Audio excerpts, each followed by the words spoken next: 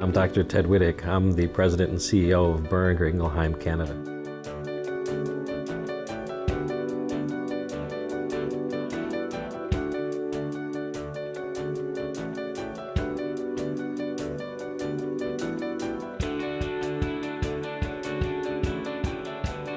I try to define innovation quite simply, something new that adds value. Now, you can expand upon that as you wish, but I actually think, these wow, eureka moments of Archimedes versus, these sort of tiny incremental changes, I think there's a mixture of that, and both are equally important because, incremental innovation, as long as it's adding value, then let's embrace that.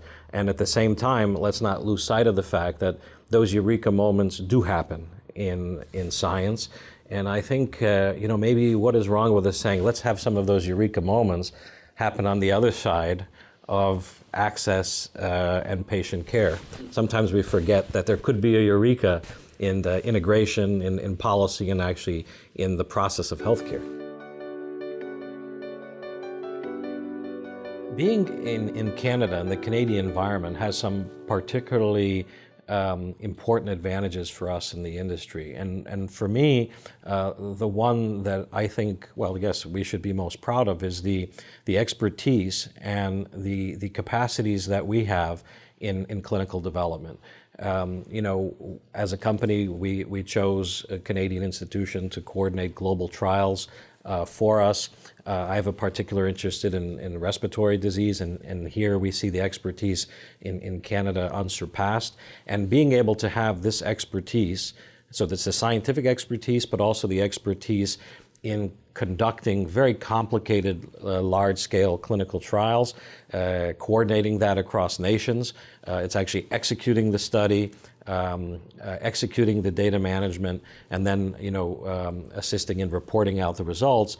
I think here Canada is among the world leaders, if not the leader.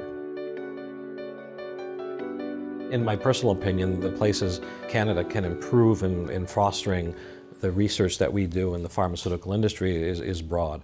As I mentioned, reducing any bureaucracy in conducting clinical trials, keeping our intellectual property rights at par with other countries. And then, there is also the aspect that once a drug is approved, we sort of have the second phase of translational research, which I call it, and there you have an approved drug, and your endpoint here is not an idea to an approved drug, but an approved drug to optimal care.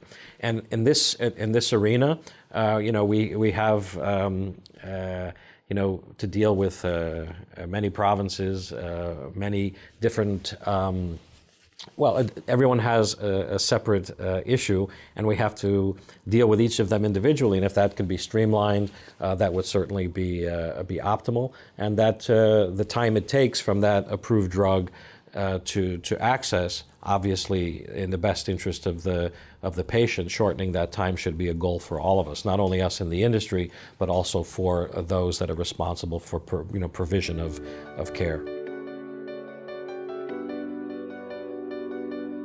When we look at the spectrum of what we do in our industry, I mentioned many times you have a scientific idea to an approved drug. And then when we take that approved drug to optimize care, it's that pathway where we feel we can be very important partners with policymakers and health officials. Now, one very good example in Alberta is the ICAF project, where it is very a simple concept, where we're assisting with the framework to just ensure that patients have the opportunity and the conditions to be treated per treatment guidelines. We've worked with a physician, Dr. Rick Ward, in Alberta, and his mandate is actually quite simple, that we have the conditions to optimize therapy per treatment guidelines, and hence when that happens, that's where the drug's effect really comes in. So if we're able to truly prevent stroke, of course, this is the bottom line for the patient at risk, but also by putting that additional work and investment in that second half of translational research, optimizing care, that's really where I think the benefits of all of the work we do from that original discovery really could be optimized. So I don't want to forget the importance of that second phase of research, which is, implementation science, integration of your drug into the system. And this, for us, really, we feel makes a tremendous difference. And to those working on this project in Alberta, there's very, very high hope as well.